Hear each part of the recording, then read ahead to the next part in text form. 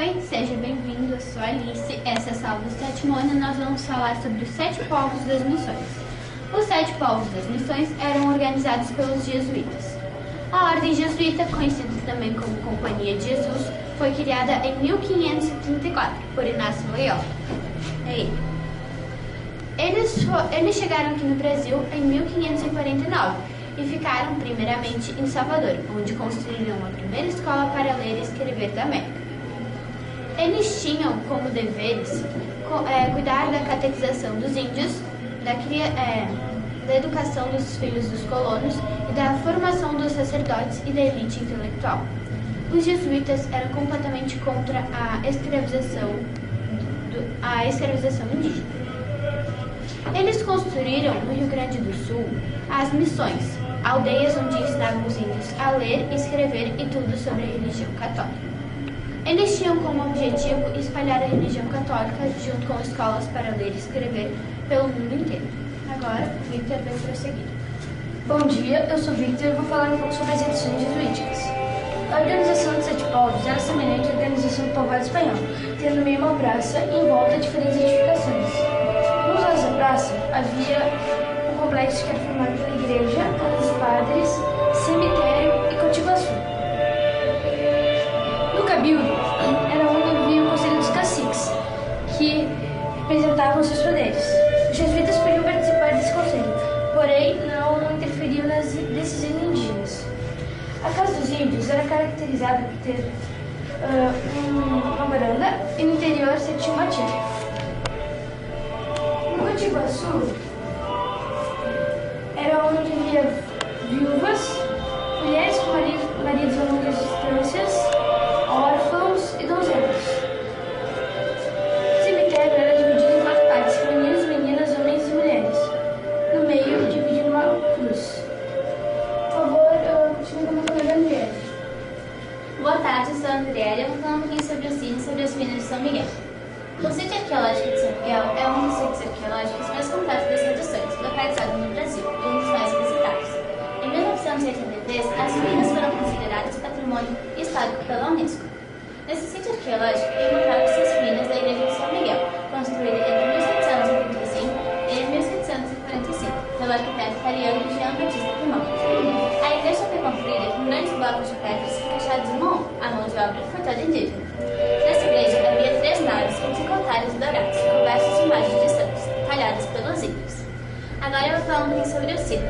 Ao lado direito da igreja havia uma torre de 25 metros, com 5 sinos, pesando cada um uma tonelada. Os sinos foram fundidos pela redução de São João Batista, pioneiro na função dos metais da América Latina. Por favor, pode seguir agora com a verdade. Oi, boa tarde, eu sou a Vitória. Eu falo um pouquinho sobre a cruz missioneira. A cruz missioneira é uma réplica da cruz de Caravaca, sendo Caravaca de la Cruz uma cidade na província de Múrcia, na Espanha, de onde tiveram origem grande parte dos padres jesuítas que chegaram ao Novo Mundo para catequizar os índios guaranis e construir um modelo de civilização até então diferente de tudo visto na Europa. A cruz se encontra no sítio arqueológico São Miguel de Arcanjo e tem 4 metros de altura.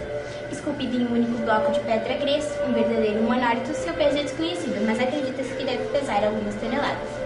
Os 2 braços, para diferir da cruz de um braço, são interpretados pela população como um símbolo de fé redobrada.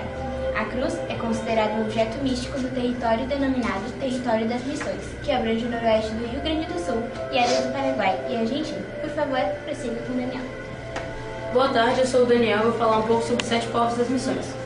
Os 7 povos das missões são colônias indígenas fundadas pelos jesuítas que se localizam a oeste do Rio Grande de São Pedro, atual estado do Rio Grande do Sul. Também conhecidas como Missões Orientais, por localizarem-se ao leste do rio Uruguai, que se estende por todo o estado. Anteriormente existiram 18 reduções, todas destruídas pelos bandeirantes. Estas 7, Santo Ângelo, São João Batista, São Miguel, São Borja, São Lourenço, São Luís Gonzaga e São Nicolau, algumas delas foram reconstruídas e outras criadas. Todas atualmente se tornaram cidades, menos São Lourenço, pois faz parte do município de São Luís Gonzaga. Mateus, prossiga. Boa tarde, meu nome é Matheus, vou falar sobre as guerras guaraníticas.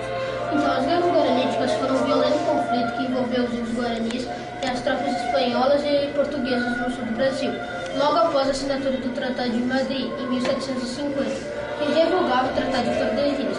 As estabelecendo novas fronteiras. Os índios recusavam a deixar suas terras no Rio Grande do Sul e assim instalaram do outro lado do Rio Uruguai, conforme ficaram acertados entre fronteiras. Os índios, entre fronteiras entre Portugal e Espanha. Então começa o conflito. Boa tarde, eu sou o André, falar um pouco sobre o Cepete Araju. Os principais líderes Guarani, como o capitão Cepete Araju, ele justifica a resistência ao tratado em nome dos índios de permanecer em suas terras. Sua frase mais conhecida era: essa terra tem dono. Ele comandava milhares de nativos até ser assassinado na Batalha de Caiboté em fevereiro de 1756, o que levou no fim do conflito. Ele foi declarado herói guarani missioneiro rio-grandense pela lei número 2.366. Agora é isso. O fim dos jesuítas foi causado pelo tanto de calúnias que estavam sendo espalhadas sobre eles. Eles foram expulsos das terras portuguesas em 1759 e logo depois das terras espanholas, em 1767. Um ano depois, eles esvaziaram as suas reduções. E os índios que viviam lá foram ou escravizados ou dispersados pelo território. Em 1773, eles foram expulsos da própria Igreja Católica. Porém, em 1813, eles conseguiram retomar o seu posto, graças ao Papa Pio VII. Obrigado por ter vindo. Aproveite as outras salas.